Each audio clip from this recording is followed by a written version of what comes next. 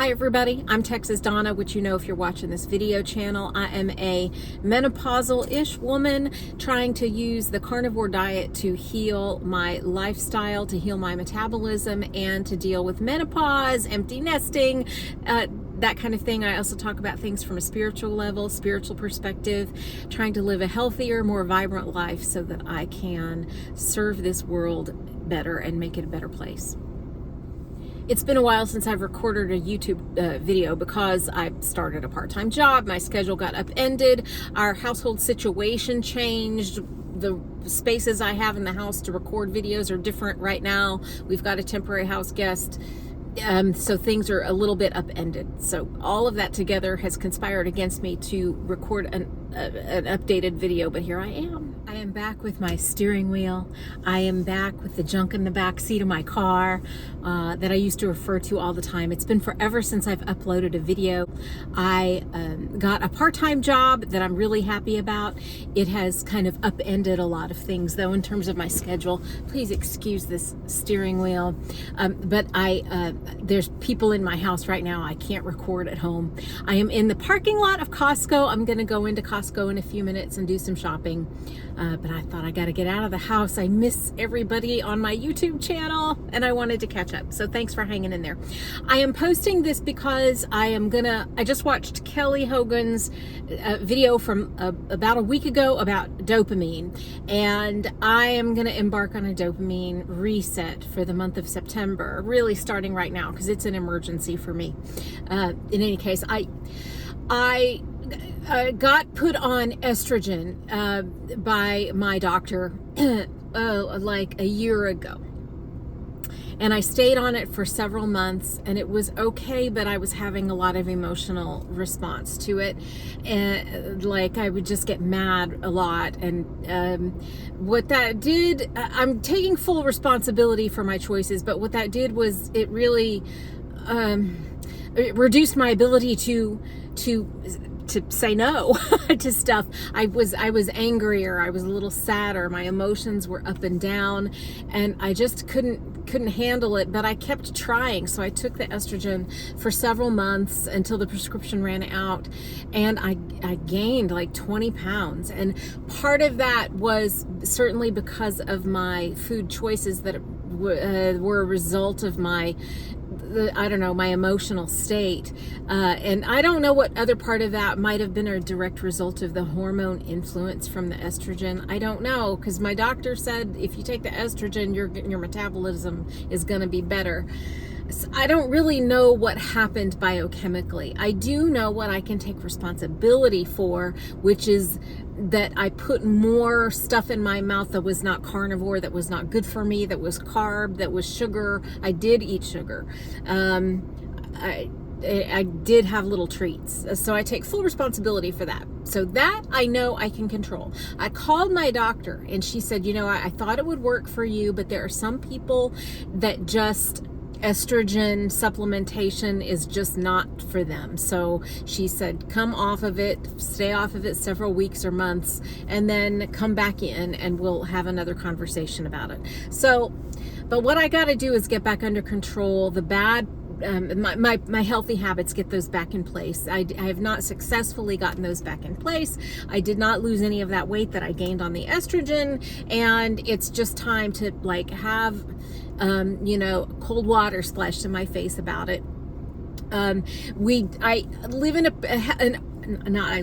work in an office that is fairly like friendly, health conscious. Everybody knows I'm carnivore and is supportive of it, but we celebrate every birthday and celebrate every anniversary. Everybody is so happy to work with each other. It's such a great job, and there's just a lot of celebrating, and a lot of that celebrating involves cake and whatever, going out to eat.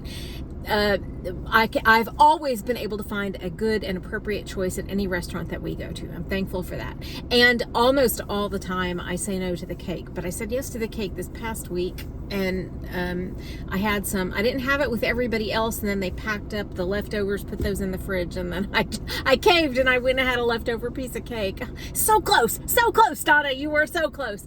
And that's on top of other bad choices that I've been making over the past several months. So in any case, I still fit into a lot of my clothes, but a lot of them I don't fit into anymore. And we're coming upon a change of season, and toward autumn here is coming up, and I can't fit into any of my autumn clothes. I already know it. So it's an emergency. I can't afford a whole new wardrobe.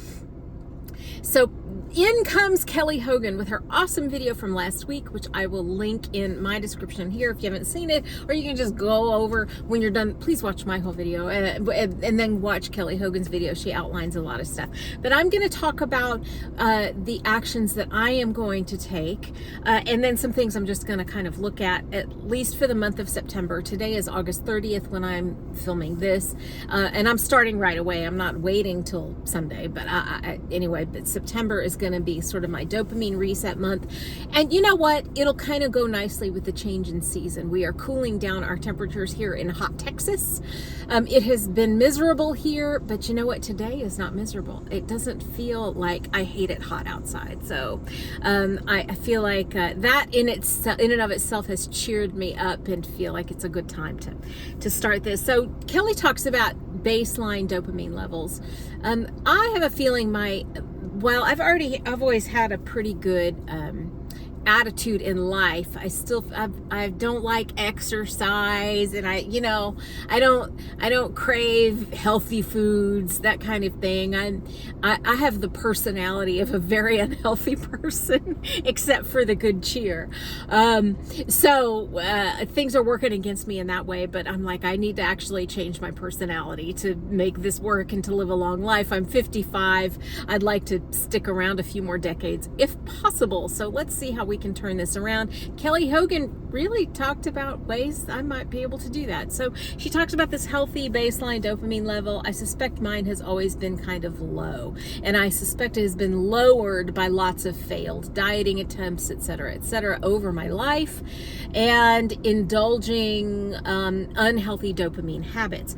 So she talks about ways to increase the baseline dopamine level, which are ways that we could all implement. And one of those is sleep. I do need better sleep habit. One thing that I have a habit of doing, which Nisha talked about in a video of hers a few weeks ago, I think, and I have since found out there's this whole underground culture of moms who do this kind of rebel sleep pattern, which is where you stay up later than everybody else in your household because that's your only way to get any kind of me time, is for everybody to go to bed, including your husband, everybody to go to sleep, including the dog, and so that you can just be alone a little while, and I do that, and it's like if I go to sleep at the same time as my husband, I don't get this glorious, say, 2 hours. He likes to go to sleep a lot earlier than I do. I don't get this glorious 2 hours where I can just chill. I'm not accountable to anybody. I'm not, so I do like that me time. I've got to figure out, and I can't get it in the morning. He gets up super early. He does this online yoga broadcast. I'll link to that. It's free. He does like this 15-minute yoga wake up on his Locals platform. That's free for everybody. It's actually very cool. But that means even if I'd have to get up at 4:30 in the morning to have 2 hours of alone time before he wakes up. So, or even 4 a.m. And I don't think so.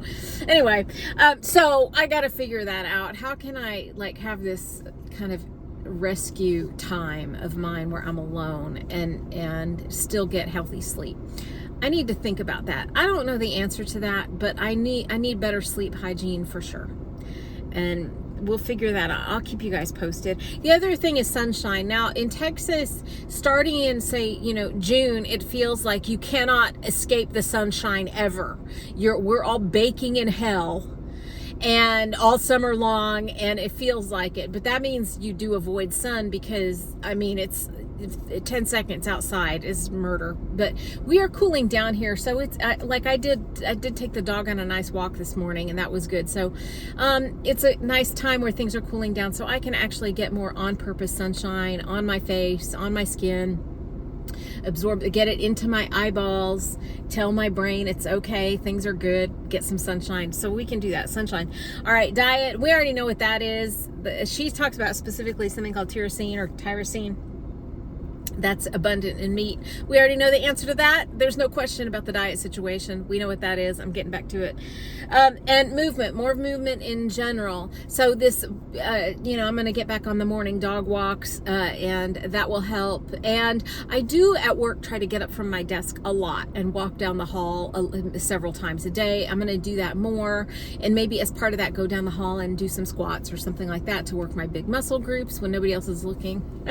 You can do 5 squats or something walking down the hall. Nobody has to see you. You can do that fast. So we'll see how that goes. All right, thanks. So now she talks about those ways to raise baseline dopamine. So I'm going to be working on that. And then she talks about this dopamine wave, which is dopamine spikes and then, kind of plummets.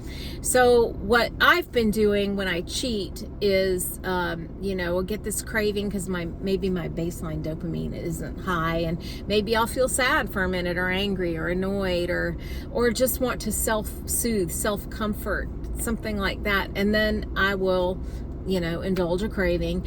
And then what she talks about that I've heard but had forgotten is that after you do that, your dopamine doesn't return to baseline. It returns to it's an equal but opposite reaction. Basically, it goes down below baseline to the same degree you raised it when you indulged in whatever the craving was. So that was a sobering reminder when I watched that on her video. And she said that it can take 30 days of abstinence from that dopamine spiking behavior to return to baseline. And I was like, okay.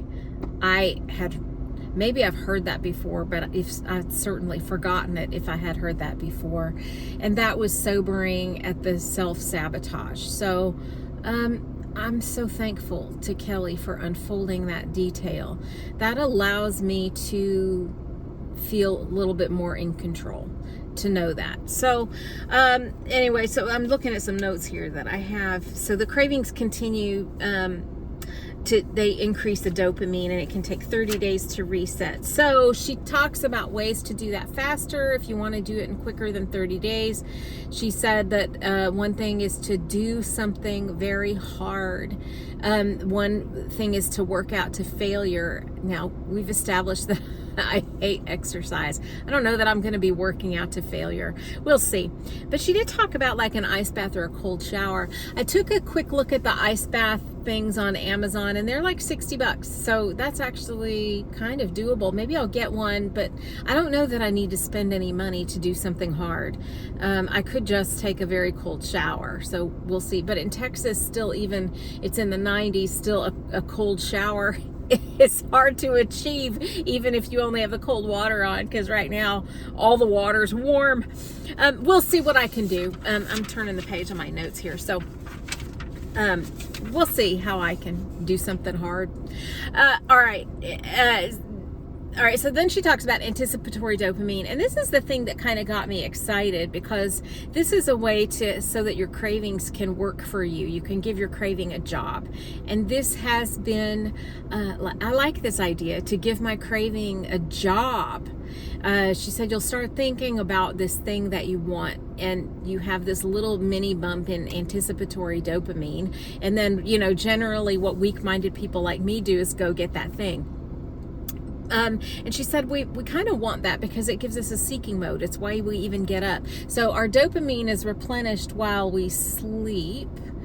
And then, we start to want things, and that's why we ever get anything done, is this seeking dopamine, this anticipatory dopamine. And perhaps somebody who's an expert in it might word it differently than me. So I'm listening to what Kelly Hogan was saying and thinking about how that applies to my life. And she encouraged making a list of things that you wish you wanted to do. I'd love to be the kind of person that likes exercise. I'd love to be the kind of person that when I feel this anticipatory dopamine, I want a healthy habit. I want a response, a healthy response to that. And she said the way to do that is to do those things in association with the anticipatory dopamine. So I want a muffin. I think about the muffin, but then what I do instead is take a walk. What I do instead is, 10 or 20 squats. What I do instead is to eat meat. What I do instead is to pray. What I do instead is to sit in just a moment of mindfulness or regathering my breath. Things that I want to do that are healthy for me, that will always be a healthy choice. Now, Kelly Hogan hasn't cheated on her carnivore diet in something like 20 years. So, I know I can do that.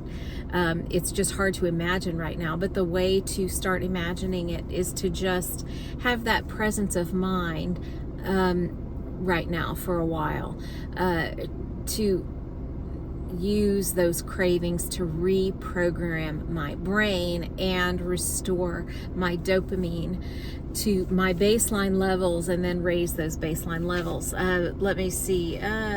She says our brains will find a workaround or a way to sabotage us, and say, well, it's all or nothing, or you screwed up, so the day's over, so you might as well just have more, or whatever. She said our brains will do that.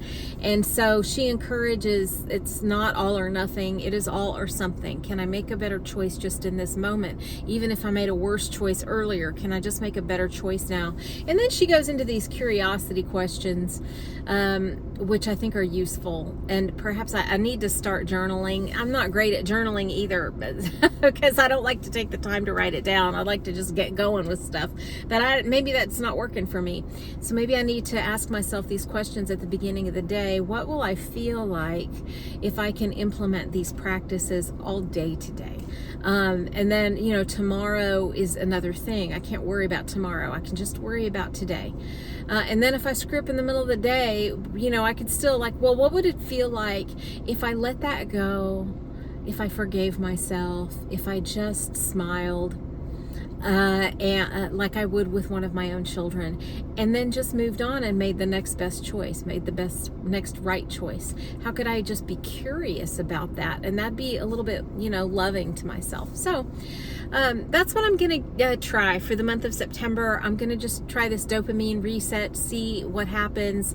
I'll keep you guys posted. And then I want to know if either of you saw Kelly Hogan's video, what you thought about it, where you are in your journey. Do you feel like you've achieved a sort of a dopamine reset? What do you think?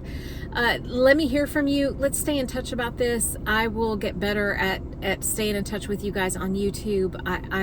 I have to reset a spot in my room or in my house where I can record. We've had a long-term house guest. He'll be moving out in a few weeks, and so I'll have, he's welcome at our house, but it has affected my ability to get things done at home. So anyway, that's it. It's good to talk to you guys. Let me hear from you in the comments. Okay. Bye.